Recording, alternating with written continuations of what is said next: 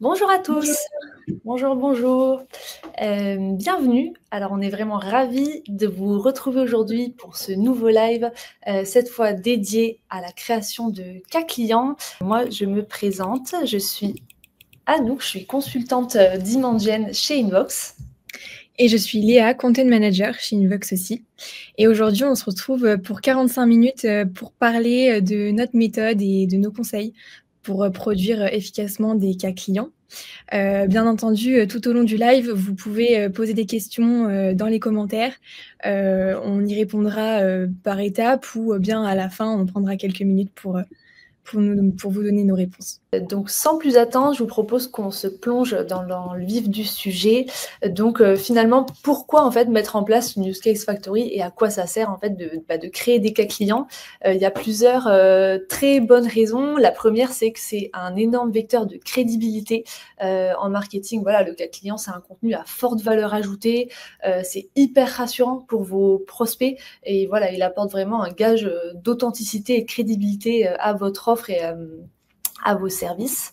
C'est également un contenu qui est un facilitateur de décision pour vos prospects parce que c'est vraiment une super preuve en fait que votre solution, votre produit, votre service a su répondre à une problématique similaire à celle de votre cible.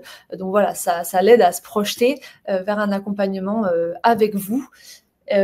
Autre chose donc d'un point de vue commercial, pour votre équipe commerciale, ça facilite énormément la prospection parce que un cas client, un témoignage, c'est un contenu très bas de funnel qui est hyper intéressant puisque il peut à la fois être utilisé directement en rendez-vous commercial de prospection pour illustrer ses propos ou il peut facilement être glissé dans un petit mail de prospection ou de relance. Pareil, c'est assez efficace.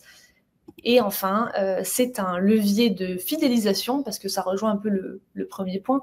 Non seulement c'est un vecteur de crédibilité pour vos prospects, mais ça l'est aussi pour vos clients actuels en fait, qui peuvent aussi voir à quel point vous rayonnez auprès d'autres clients qui ont des problématiques similaires aux leurs.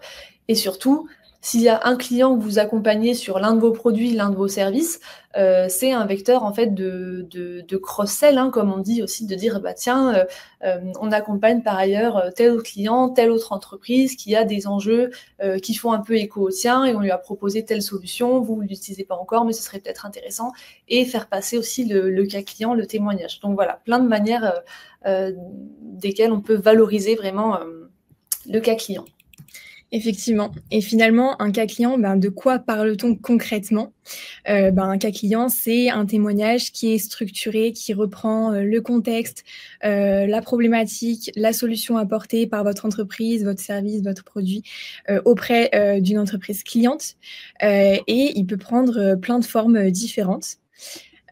Donc on a par exemple un premier format, un premium téléchargeable qui peut se présenter sous différentes pages, donc plusieurs pages pour vraiment rentrer dans le détail du contexte client, vraiment avoir tout le déroulé des challenges et des solutions apportées. Ou alors tout simplement un téléchargeable efficace et synthétique qui reprend les chiffres clés et les résultats concrets en seulement 2 pages, comme une brochure par exemple. On a également l'article qui est un format toujours très efficace puisque à la fois pour votre référencement, ça peut attirer pas mal de visibilité et puis ça peut tout simplement faire partie de d'une rubrique de votre blog c'est le format le plus simple à mettre en place, on va dire. On a le verbatim qui est donc on va y revenir juste après parce que c'est assez d'un côté c'est celui qui est assez simple à mettre en place parce qu'il demande le moins de temps de production, mais il est toujours un peu challengeant. Donc on verra ça juste après. On a le format carrousel, donc pareil, une bonne façon de mettre en avant les arguments de vos clients avec des visuels assez sympas, valoriser les résultats, valoriser les chiffres clés et le diffuser sur un canal qui sera très pertinent pour votre cible.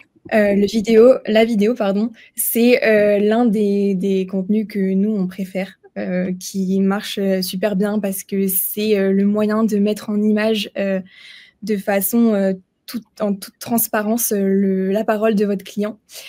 Souvent, on va sur le terrain, on se déplace, on filme l'entreprise, donc on rentre vraiment dans l'univers de votre client et on peut récupérer des super témoignages qui peuvent se transformer également en verbatim. Et du coup, ça nous amène à une question qui nous intéresse. Quel type de cas client avez-vous déjà produit? Donc, ce serait chouette si vous pouvez nous partager tout ça en commentaire. Parce que comme on disait, ouais, c'est vrai que la vidéo, nous, c'est un format qu'on affectionne tout particulièrement, mais on y reviendra, c'est pas forcément le plus simple, le plus rapide, le plus évident à mettre en place. Et c'est souvent aussi le format auquel nos prospects et clients pensent en premier quand on parle de cas clients. Mais finalement, comme on l'a vu, il y en a plein d'autres et nous, ça nous intéresse de savoir si vous avez testé justement ces autres formats, le verbatim, l'article, etc. ou si dans votre tête, vous étiez plus orienté vidéo. Donc, n'hésitez pas à nous partager en commentaire, ça nous intéresse. Pourquoi est-ce que les entreprises ont souvent du mal à produire, à créer efficacement des cas clients? C'est vrai que nos prospects et nos clients, ils nous remontent souvent un peu les mêmes problématiques, hein, les mêmes freins qui reviennent souvent. Encore une fois, n'hésitez pas à nous partager en commentaire les freins que vous avez pu rencontrer. Ouais, je vois qu'il y a pas mal de commentaires qui arrivent sur les types de cas clients créés, ouais, des verbatim, vidéo, carousel, articles, donc un peu de tout, trop bien. Article qui revient pas mal. Oui. Verbatim sur le site web, ouais, tout à fait, ça on va y revenir aussi. Et on a même des premiums. Ouais, donc quand même déjà pas mal de formats variés créés, donc ça c'est chouette. Je pense que vous êtes à l'aise sur les différents formats qui existent et comment les utiliser. Ok, top. Et justement, quand vous avez voulu produire ces contenus, voilà, est-ce que il y a eu éventuellement des petites barrières que vous avez dû lever? Est-ce que vous avez réussi à en produire autant que vous le souhaitiez? Voilà, est-ce qu'il y a eu des freins? Ça aussi, ça nous intéresse de savoir un petit peu comment vous avez organisé votre production. Puisque justement on a souvent comme je disais, un peu des freins qui sont relevés par nos clients qui sont souvent un peu les mêmes, hein. Donc il y a le côté c'est pas facile, c'est long, ça demande de l'organisation, évidemment du temps pour les repérer, les choisir, capter les témoignages, relancer les clients, évidemment derrière produire le format. Aussi l'aspect du coût qui revient parfois, voilà, du fait que c'est coûteux d'aller produire, comme on le disait, une belle vidéo ou un beau premium ou autre. Un autre argument qui revient beaucoup, le fait que c'est compliqué d'arriver à convaincre ses clients, notamment, on y reviendra, mais enfin, sur certains secteurs, évidemment, il y a des enjeux de confidentialité, d'anonymat qui peuvent se poser, voilà, selon les secteurs dans lesquels vous travaillez. Et surtout, la question de dire, ok, c'est bien beau de mettre toute une démarche en place, tout un process de production, mais derrière, concrètement, à quoi ça sert et c'est quoi le ROI, qu'est-ce que ça me rapporte, en fait, d'avoir tous ces cas clients à ma disposition. Et là-dessus, bien sûr, il y a beaucoup de solutions à mettre en parallèle de ces objections. Déjà, le fait d'avoir une approche vraiment systématique, c'est-à-dire de prendre vraiment, d'ancrer l'habitude, en fait, de demander le plus régulièrement possible des retours, des verbatim et des témoignages à vos clients. En fait, c'est mathématique et plus on en demande et plus souvent on en demande, plus on en obtient, même si on n'a pas un retour à 100%, hein, ça c'est évident. Mais en tout cas, voilà, vraiment de systématiser cette démarche, d'en faire vraiment une culture.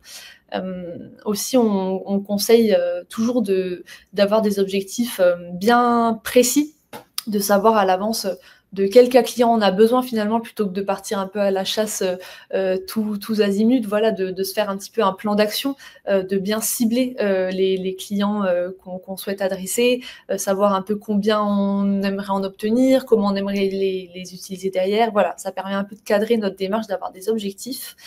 Et ça, c'est Léa qui y reviendra dessus juste après, mais se focaliser sur le format verbatim, le plus simple, entre guillemets, c'est un super début, c'est un bon moyen de se mettre le pied à l'étrier.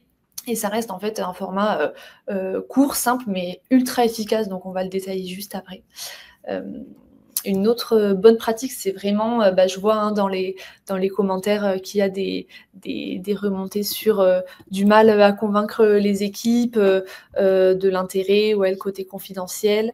Voilà, je me disais le côté difficulté d'obtenir des images. Les clients sont concentrés sur leur mission, pas sur la création de contenu. Ouais, en effet, il y a le côté, le temps aussi et l'investissement que ça peut demander, chez le client parfois qui est une barrière aussi, à lever. Voilà, les clients n'ont pas toujours le temps d'y répondre, il faut relancer souvent, en effet et cela demande du temps. Il faut un gros volume de projets témoignages pour obtenir peu. Ouais, je vois. Donc là, en effet, on va y revenir, mais passer par le verbatim, ça peut être un bon moyen de se lancer. Donc impliquer, ouais, comme on le disait, vraiment ses commerciaux, son SAV et je dirais vraiment plus globalement tous les membres de l'équipe qui sont en lien en fait au quotidien avec les clients pour qu'ils soient le plus sensibilisés possible à la collecte et qu'ils apprennent aussi à détecter les moments les plus opportuns où on peut en fait se permettre d'aller demander un petit verbatim qui prend vraiment pas longtemps. Et enfin, le dernier point sur la liste des solutions dont on va parler aujourd'hui, c'est le fait de bien structurer la diffusion, surtout pour répondre à l'enjeu du ROI, en fait, de pouvoir mettre un peu des KPI en face. Donc, c'est bien de produire des cas clients, mais le mieux reste encore de bien les utiliser, de bien les faire rayonner sur tous vos canaux pour qu'ils puissent avoir l'effet escompté. Donc voilà pour la petite introduction et aujourd'hui donc on va vous détailler les 4 chantiers que vous voyez sur la présentation. Donc on va voir comment on peut industrialiser et donc faciliter la collecte de témoignages clients. On verra ensuite comment on va simplifier la production avec des outils, des astuces toutes simples. L'aspect diffusion, ultra important, voilà, comme je disais, comment bien les utiliser, ces cas clients, une fois qu'on les a. Et puis la dernière étape, ce sera, voilà, en interne, convaincre de l'intérêt et bien instaurer cette culture du cas client.